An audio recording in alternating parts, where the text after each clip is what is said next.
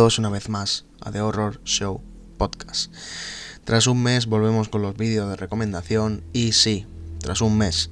Es cierto que estoy disfrutando mucho viendo como algunos vídeos del canal están teniendo bastante éxito, entre ellos el de Giovanna Poda. Pero bueno, hoy toca un poco de cambio, hoy toca volver a lo que este canal siempre ha hecho para tener algo de visualización. Volvemos con las recomendaciones y hoy tengo 3 recomendaciones que sinceramente me han gustado bastante.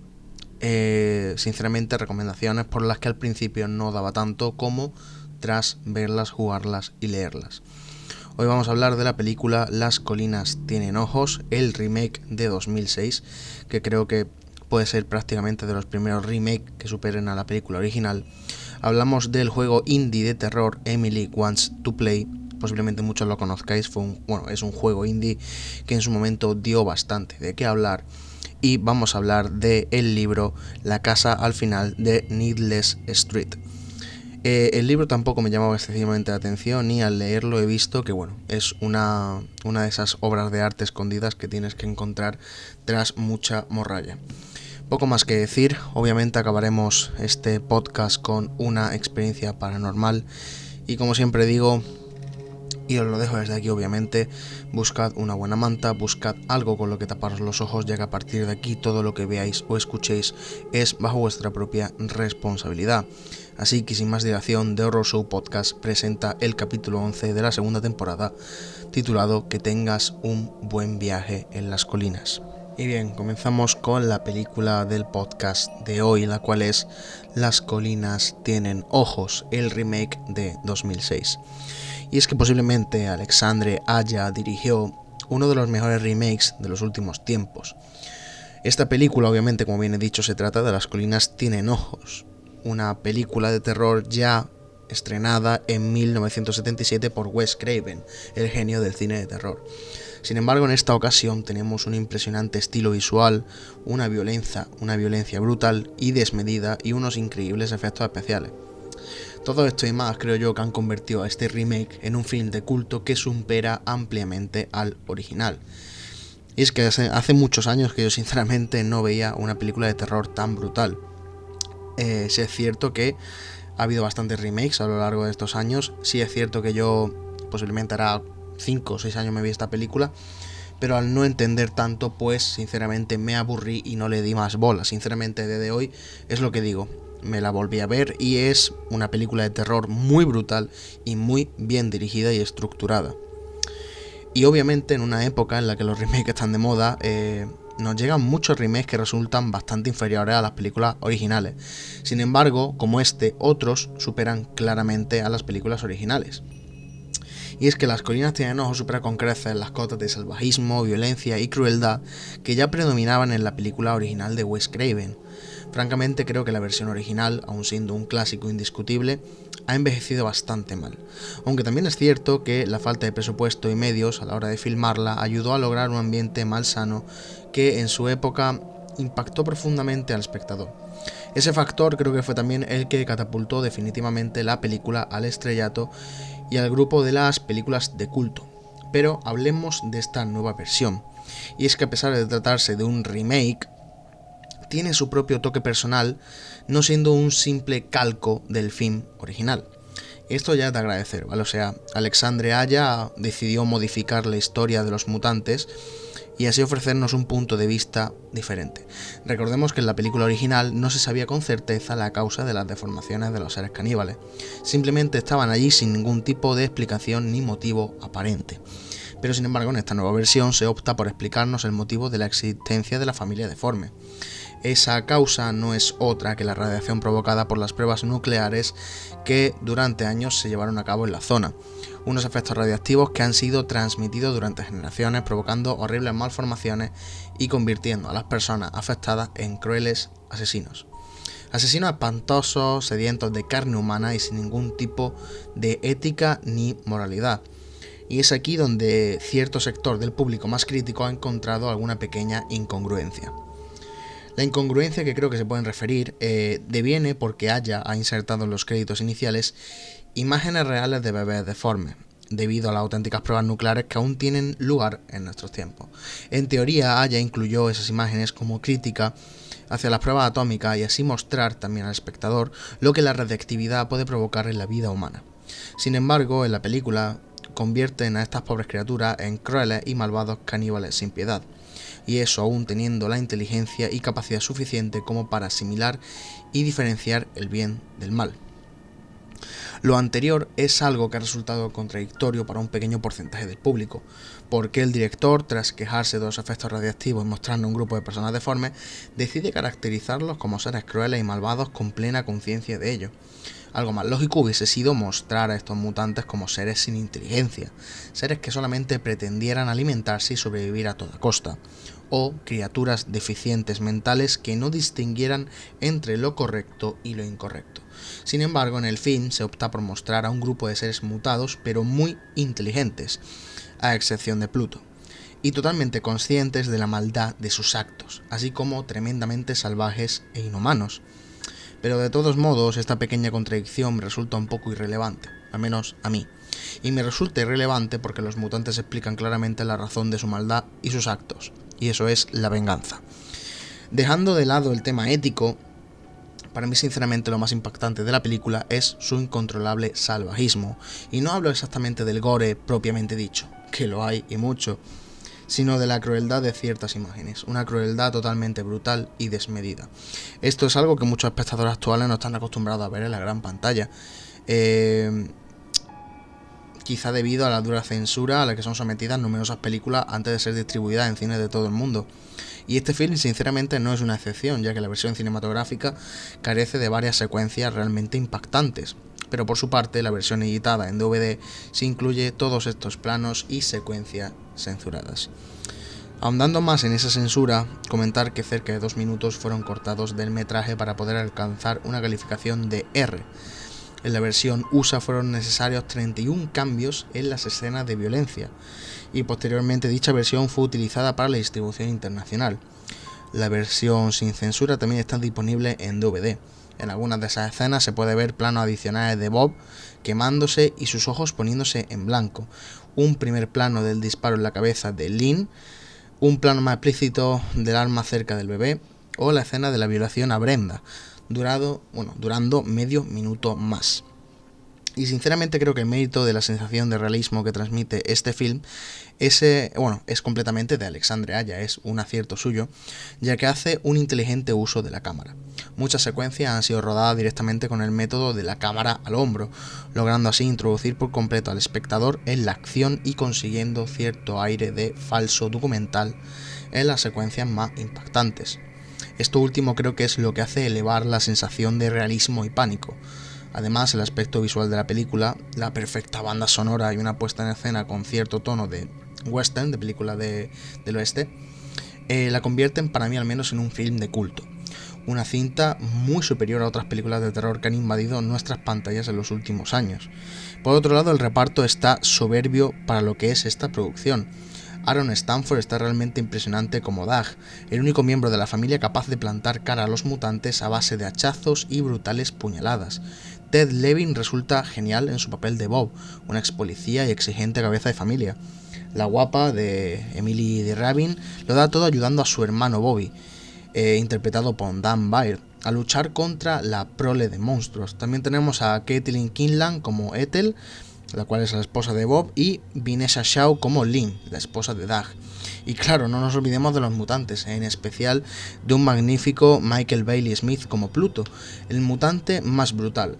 Y bueno, tenemos, diría yo, un cameo de lujo con el mítico Billy Drago como el líder del clan deforme para recrear a toda esa amorfa familia.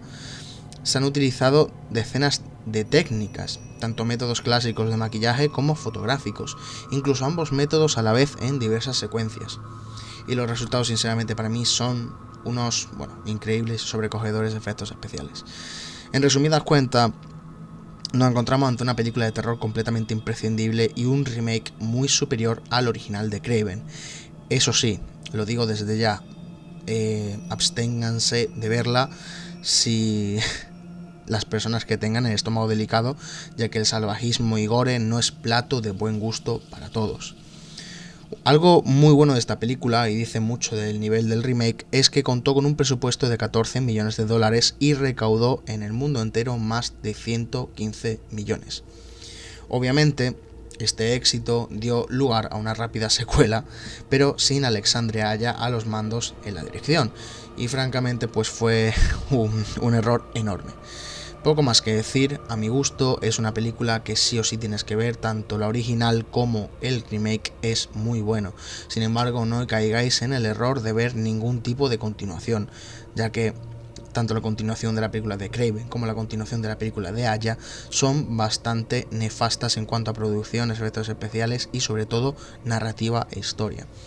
Es una película muy decente, no es una película que te vaya a estar dando sustos cada 30 segundos, pero sí es una película que te mantiene encogido, que te mantiene como con ese mal cuerpo de qué puede pasar, qué puede ocurrir, a quién se van a cargar.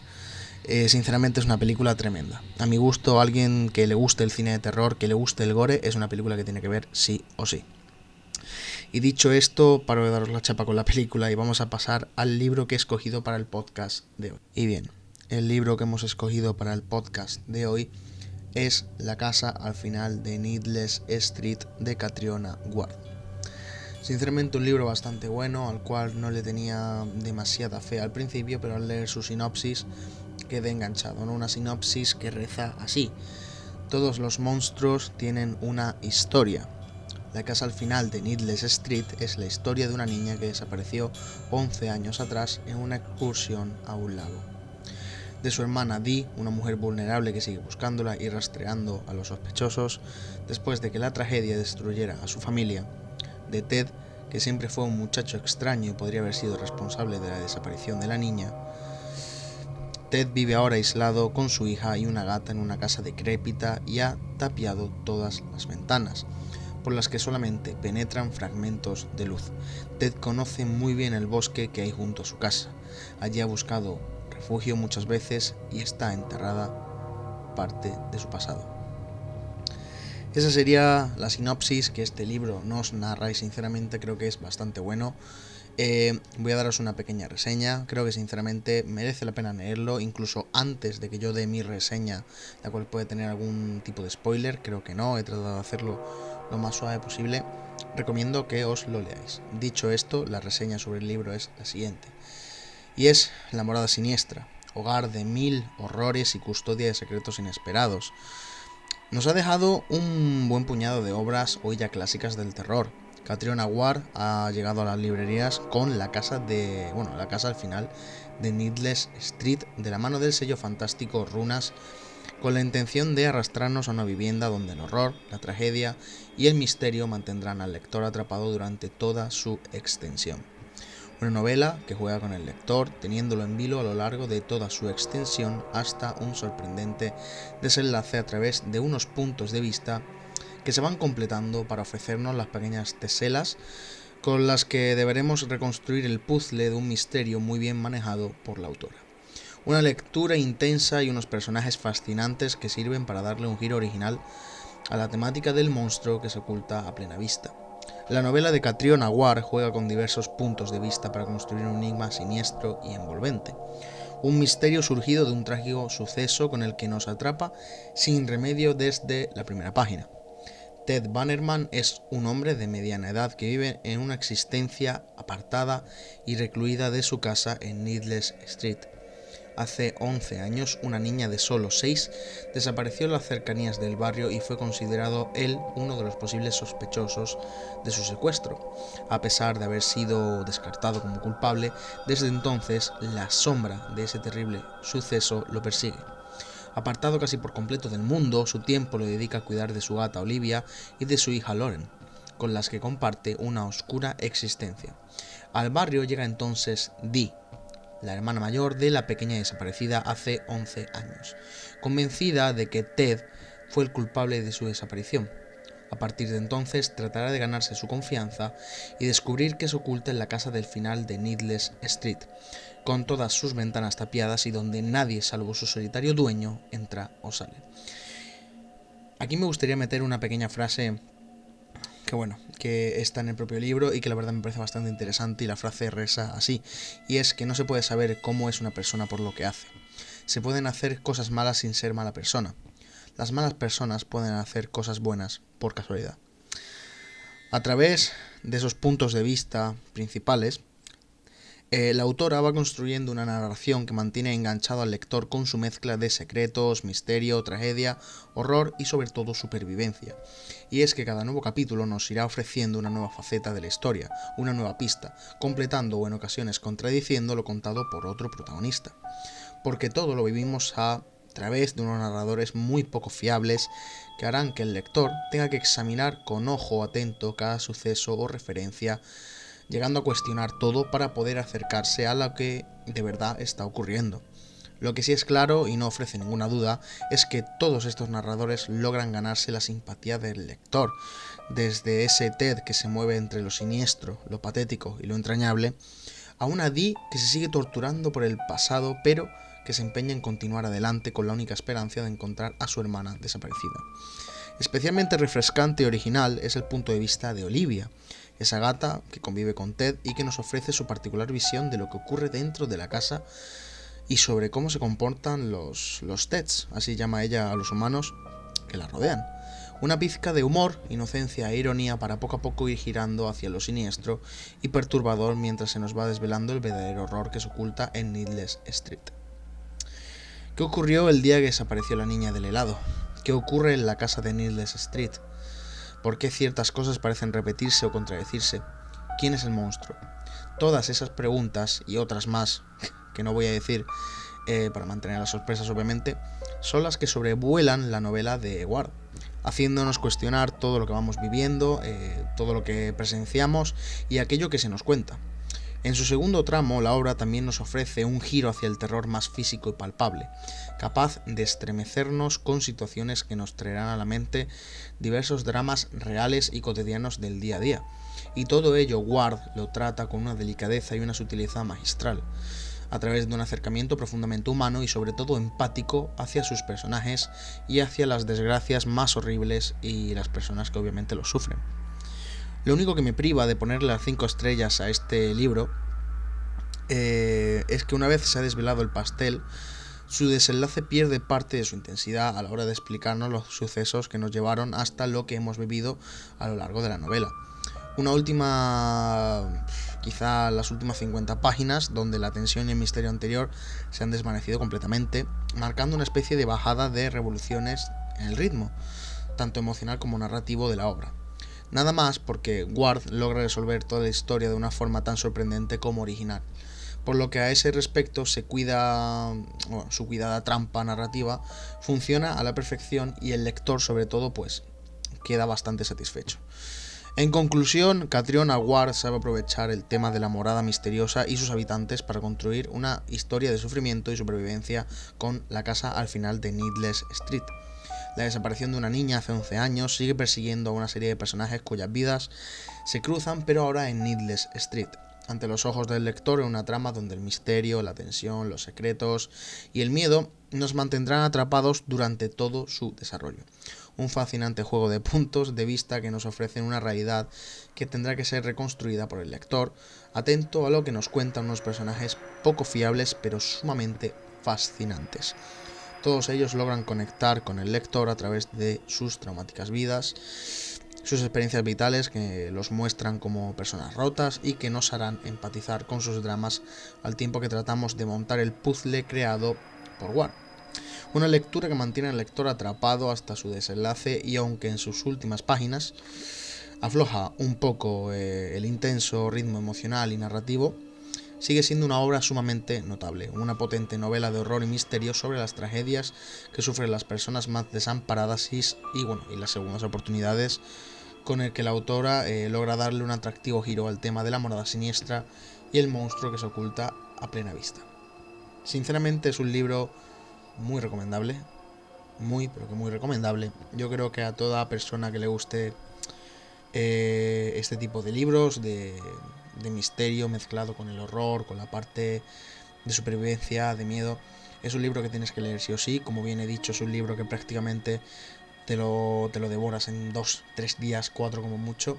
Sí, es verdad que las últimas 50 páginas son un poquito más baja la revolución, pero aún así merece mucho la pena leérselo, merece mucho la pena echarle un ojo a este libro y creo sinceramente que merece la pena más que de sobra.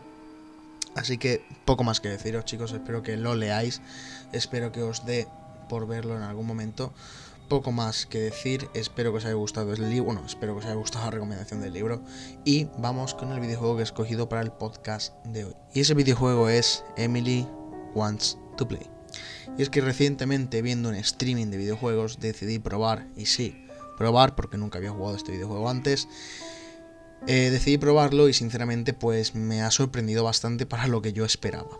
Este videojuego, de lo poquito que sabemos, es que se lanzó en 2015 por el desarrollador indie Sean Hitchcock y es un juego en primera persona de supervivencia mezclada con horror, que es el típico juego de género conocido por la finalidad de mantener vivo al personaje principal mientras todo alrededor afecta a las habilidades estratégicas del jugador, asustándolo con cada elemento posible del ambiente.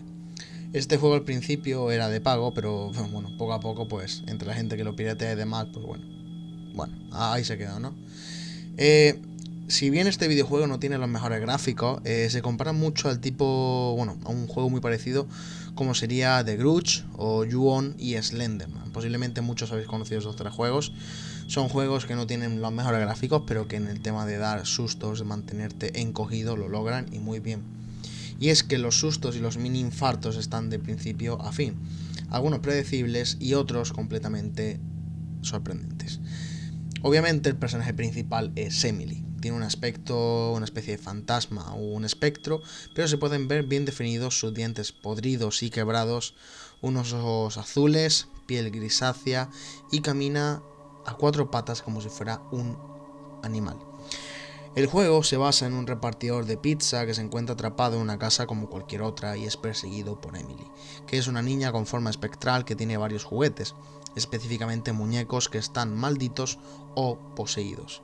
El repartidor debe entregar un pedido solicitado aparentemente por Emily y en el momento en el que llega a dejar el pedido se ve atrapado en una casa sin posibilidad alguna de salir. Poco a poco encuentra notas o mensajes dentro de la casa que lo invitan a jugar con alguien llamado Emily y luego de esto comienza a ser atacado por tres muñecos vivos y pensantes, los cuales incomodan al personaje con los típicos juegos infantiles a los cuales debe acceder a jugar si quiere salir con vida de ese lugar. El repartidor se topa con más frecuencia a Kiki, Mr. Tatters y Chester conforme va pasando el tiempo y de pronto los ataques son casi al mismo tiempo. Se camina a lo largo de la casa explorando cada rincón y vamos encontrando audios grabados por la madre de Emily que se vuelven pistas del origen de esta espeluznante niña. La madre de Emily cuenta a medida que avanza la partida cómo comenzaron los problemas con ella y su extraño y cruel comportamiento cuando se mudaron a esa casa y su hija encontró a esos tres muñecos ahí. La agresividad de la niña, que según indican las cintas dentro del juego, hizo que la expulsaran de los centros educativos y tuviera que permanecer en la casa. Emily muere misteriosamente después de haber sido encerrada en el sótano por sus preocupados y desesperados padres. La encuentran un día sin vida mientras se dirigían a llevarle comida, pero no tenía ningún tipo de signo de violencia. Poco después, los padres fueron asesinados por los muñecos que aparecían en diferentes lugares de la casa. A las 4 de la mañana por fin encontramos a Emily y esta nos reta a jugar al escondite y a las 5 vuelve a invitarnos a jugar, pero esta vez ella tiene la ayuda de sus tres muñecos, Kiki, Mr. Taters y Chester. El repartidor debe ganar solo el juego al que ha sido retado lo más rápido que pueda porque es contrarreloj. Si no logra hacerlo, Emily lo matará. Al ganar, el repartidor es liberado y recurre a las autoridades cuando los agentes llegan. Lo único que encuentran es la caja con los diabólicos juguetes. Sinceramente son patrones de juego que se deben ir captando y aprendiendo para lograr ganar, ya que todo esto transcurre hasta las 6 de la mañana, ya que si ganas puedes salir, ¿no? Entonces si no, pues tienes que reiniciar la partida. Dentro del juego también se encuentra luz, pero debes saber manipular la linterna en momentos correctos, ya que si no, Emily pues puede encontrarte antes de tiempo. Obviamente no es el juego más largo del mundo, pero es sumamente entretenido y aterrador. Como una opción rápida y diferente para cambiar de juego esta semana, pues bueno, sinceramente Emily Wants to Play es muy buena recomendación. poco más que decir, o sea, creo que es un juego normal y corriente, creo que no destaca en nada, no es una historia, ¿cómo decirlo? No es una historia muy nueva, muy refrescante, es algo que hemos podido ver en miles de videojuegos, pero a fin de cuentas tiene el mismo éxito que pudo tener, por ejemplo, el juego de Slenderman. Es algo tan simple pero tan aterrador también, que es lo que llama la atención, un juego que cualquiera puede jugar. Algún día puede ser que haga algún tipo de gameplay jugando a Emily Wants to Play, o sea, no me interesaría, la verdad. Es un juego bastante decente, creo que merece la pena jugarlo, y para una noche así de lluvia, que estés con tus auriculares y quieras pasar aunque sea algo de miedo, merece bastante la pena. No he encontrado ningún tipo de curiosidad sobre este videojuego, pero también un videojuego tan básico creo que es normal que no tenga nada así, ¿no? Dicho esto, poco más, espero que os haya gustado la recomendación del videojuego de hoy, y vamos a dar final a este podcast con la experiencia paranormal que voy a contaros el día de hoy. Y bien, vamos a contar la experiencia paranormal que tenemos en el podcast para darle ya fin. Como siempre digo, toda experiencia paranormal que yo cuento aquí es real. Es o que me ha ocurrido a mí o que le ha ocurrido a algún allegado de mi confianza. Sinceramente no tengo por qué mentiros, no tengo por qué inventarme cosas, no gano nada. Así que, sin ir más lejos, voy a comenzar, y la historia narra así. Es de una amiga mía de muchos años, la cual me comenta que en 2017 conoció a un chico por una web de chat. Se hicieron muy amigos, hablaban todos los días, algo muy normal. Ella decía quererle mucho, pero sin embargo en 2019 todo se tuerce. En 2019 le llega un WhatsApp de sus padres diciendo que él ha fallecido. En ese momento no sabe si tomárselo en serio o no, ya que es una persona de internet. Perfectamente podría estar mintiendo o haciendo algún tipo de broma.